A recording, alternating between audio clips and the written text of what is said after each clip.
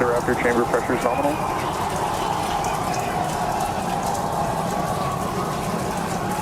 T+33 seconds into the test flight of the inaugural Starship vehicle. Tower cleared, we're into pitch over. Propulsion reports first stage engines nominal. What a sight from the ground cameras at Starbase. We're flying at twice the thrust of the Saturn V heading to space. Acquisition of signal, surface proceed. We're throttled down and throttled back up.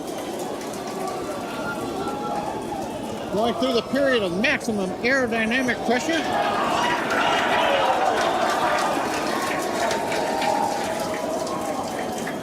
As the velocity increases, the density of the atmosphere is decreasing, Max Q. lessening stress on the vehicle. The call out, Max Q. Continuing to watch the first stage as we head downrange.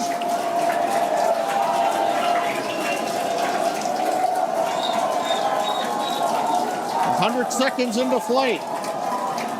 Onboard view from Starship. And there's views of the Raptor engines on the second stage. Continuing to fly, 2 minutes, 40 seconds. Let's get ready for main engine cutoff. Booster engine cutoff. Beginning the flip for stage separation. As of right now, we are awaiting stage separation, where Starship should separate from the Super Heavy booster.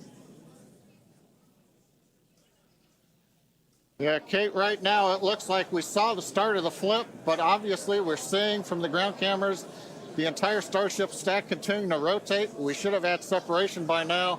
Obviously, this is does not appear to be a nominal situation.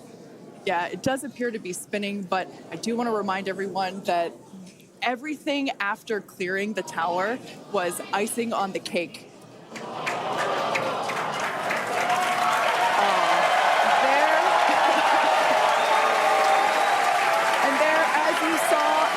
Promised an exciting end to the Starship inaugural integrated test flight.